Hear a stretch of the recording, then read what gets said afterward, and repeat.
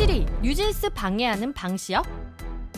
NJG로 그룹명을 변경한 뉴진스와 하이브 소속 레이블 어도어의 계약 관련 법적 공방이 가까워지자 이와 관련된 각종 충격적인 소식이 이어졌는데요. 먼저 한국연예매니지먼트연합, 한국연예제작사협회, 한국음악 레이블 산업협회, 한국음반산업협회, 한국음반콘텐츠협회 이렇게 5개의 대중음악 단체가 뉴진스를 언급하며 템퍼링 근절을 위해 국회와 정부가 나서야 한다며 입장문을 발표하고 기자회견을 가졌죠. 이에 NJG의 부모님들은 SNS를 통해 해당 입장문을 반박했는데요. NJG 멤버들이 여론전과 일방적 선언으로 사안을 해결한다는 주장에 대해 하이브의 심각한 문제들을 내부에서 해결하려 했으나 민희진 전 대표에 대한 근거 없는 의혹으로 여론전을 펼치기 시작한 것은 하이브였다고 주장하며 뉴진스의 컴백 일주일 전에 일어났던 일에 대해 협회 사람들은 어디에서 뭘 했는지 물었죠. 이와 같이 여론전으로 큰 피해를 본 것은 NJG 멤버들이며 협회의 성명은 개개인의 권리를 과도하게 구속하고 보이지 않는 합법화된 폭력을 행사하려는 수단을 강구하는 것이 아닌지 우려가 된다고 말했습니다. 또한 한 기자분이 NJG 부모님들에게 제보한 바에 의하면 대중음악 단체들이 기자들을 호텔에 모시고 기자회견을 하는데 점심 식사 단가가 최소 10만 원 이상이라고 말하며 의도가 보이는 점심 접대 모임이라고 비판하기도 했는데요. 정말 충격적인 것은 마지막 주장이었죠. 최근 NJG는 3월 홍콩에서 열리는 컴플렉스콘에서 재데뷔를 하기 위해 준비 중이었는데 하이브의 방시혁 의장이 미국 관계자들에게 친히 직접 전화를 돌려 NJG의 공연이 무산되도록 종용했다는 주장이었습니다. 이에 어도어도 방시혁 의장이 홍콩 공연 관련하여 연락한 적이 없으며 어도어가 주최 측에 뉴진스라는 공식 팀명을 사용하고 전속 계약의 기초에 어도어를 통해 공연을 진행해달라고 요청했다고 주장했죠. 오는 3월 7일 어도어가 NJG로 그룹명을 변경한 뉴진스에게 제기한 기획사 지휘보전 및 광고계약 체결 금지 가처분 신문이 열리는데요. 다가오는 법정 싸움에서 어떤 충격적인 내용들이 나오게 될지 많은 K-팝 팬들이 궁금해하는 중입니다.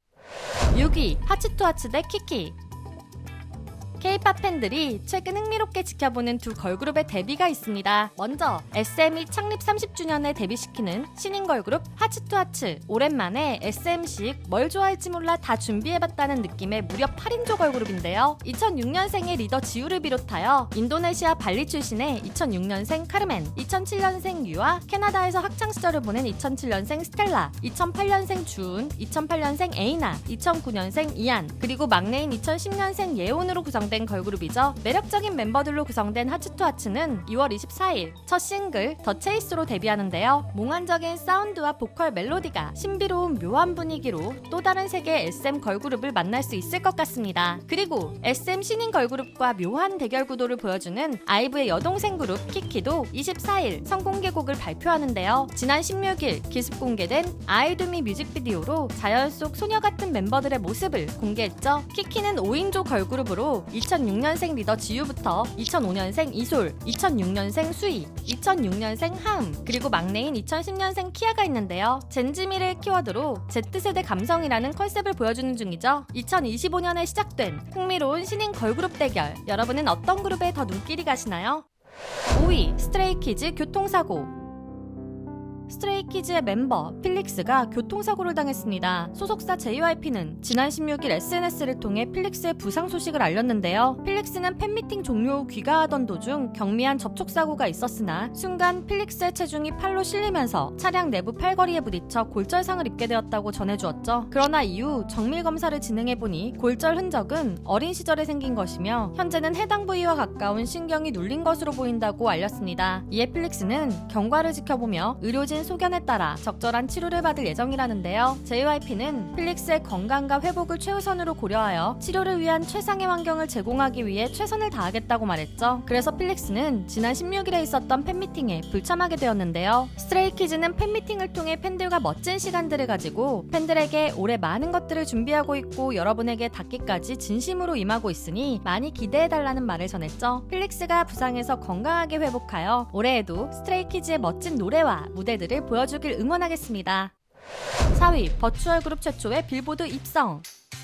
최근 엄청난 인기를 보여주는 버추얼 아이돌 플레이브가 또다시 버추얼 아이돌계의 새로운 지평을 열었습니다. 바로 버추얼 아이돌 최초로 빌보드 차트에 오른 것인데요. 지난 19일 미국 빌보드의 발표에 따르면 플레이브는 세 번째 미니 앨범 칼리고 파트 1의 타이틀곡 대시가 빌보드 글로벌 200 차트에 195위로 진입했죠. 빌보드 글로벌 200 차트는 전 세계 200개국 이상 지역의 온라인 스트리밍과 디지털 판매량을 기반으로 순위를 집계하는데요. 즉, 더 이상 버추얼 아이돌 플레이브의 인기가 국내에 국한된 것이 아니라 세계적인 인기를 얻기 시작했다는 것을 알려주는 지표이죠. 플레이브의 이번 앨범은 버추얼 아이돌 최초의 밀리언 셀링을 달성하고 멜론에서도 역대 최초로 24시간 이내에 1000만 회 이상 스트리밍되는 등 굉장한 인기를 보여주고 있는데요. 과연 플레이브가 계속 성장하여 빌보드 메인 차트에도 오를 수 있을지 많은 팬들은 플레이브의 끝없는 성장에 놀라워하는 중입니다.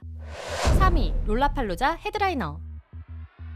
세계적인 규모의 음악축제 롤라팔루자에 K-팝 아이돌이 헤드라이너로 출격을 알렸습니다. 먼저 J-Hope이 롤라팔루자 베를린의 헤드라이너로 출연을 알렸는데요. 방탄소년단의 멤버 J-Hope은 지난 2022년 롤라팔루자 시카고에서 한국 최초 솔로 헤드라이너로 참가했던 적이 있었죠. 이번에는 베를린에서 열리는 롤라팔루자의 헤드라이너로 출연하며 벌써부터 활발한 활동을 예고했는데요. 오는 3월 전역한 지 얼마 되지 않은 J-Hope이 디지털 싱글로 컴백 소식을 알렸기에 많은 K-팝 팬들은 J-Hope이 어떤 멋진 무대를 보여줄지 기대하는 중입니다. 그리고 걸그룹 최초 롤라팔루자 헤드라이너가 된 그룹도 있습니다. 바로 아이브인데요. 아이브는 작년 롤라팔루자 시카고에 출연하여 멋진 무대로 K-팝 팬들의 기를 살려준 적이 있었죠. 유진이가 헤어피스를 멋지게 떼었던 무대가 이 무대였는데요. 이번에는 아이브가 롤라팔루자 베를린의 헤드라이너로 출연할 뿐만 아니라 파리에서 열리는 롤라팔루자에도 출연을 알리며 아이브의 세계적인 인기를 보여주고 있습니다. 세계적인 음악축제의 주인공이 된 K-팝 아이돌들이 자랑스럽네요.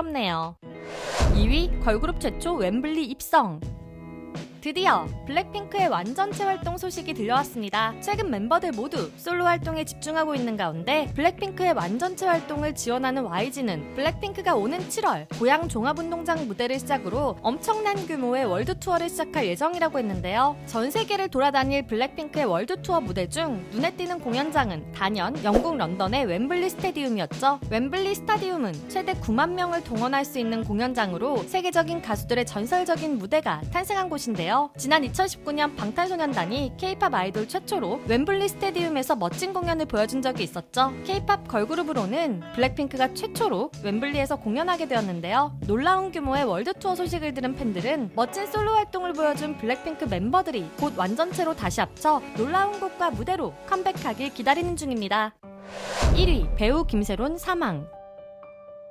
지난 16일 연예계에 또다시 안타까운 소식이 들려왔습니다. 배우 김세론님이 자택에서 사망한 채로 발견된 것이었는데요. 경찰은 브리핑을 통해 스스로 목숨을 끊은 것으로 보고 있고 유서는 현재까지 발견된 바가 없으며 부검 여부에 대해서는 유족의 입장을 고려하여 공개할 수 없다고 말해주었죠. 배우 김세론님은 음주운전 사건 이후 많은 사람들에게 과도한 비난을 받으며 지내고 있었는데요. 2022년 음주운전 사고 당시 손해배상금 및 위약금으로 인해 약 7억의 빚이 있었으며 과도한 비난으로 인해 생업이 어렵자 기마임으로 개명하고 아르바이트 등을 하며 생계를 이어가고 있었죠. 그러나 아르바이트 사실이 언론을 통해 알려지자 해고를 당하는 등 안타까운 상황이 계속되었다고 하는데요. 한 유명 정신의학과 교수는 배우 김세론님의 죽음에 대해 사회가 오징어 게임 같다는 지적을 하기도 했죠. 잘못을 했다고 해서 재기의 기회도 없이 사람을 사회에서 매장시키는 사회가 건강한 사회는 아닌 것 같다고 했습니다. 배우 김세론님의 죽음에 영화 아저씨를 함께 찍은 원빈을 비롯하여 수많은 연예인들이 안타까운 죽음을 추모하는 중입니다. 2025년 2월 셋째 주에도 연예계에는 많은 소식들이 들려왔는데요. 이 외에도 여러분들이 놀랐던 연예계 소식들이 있다면 댓글로 공유해주세요. 지금까지 연예계 소식을 전해드리는 두유람이었습니다.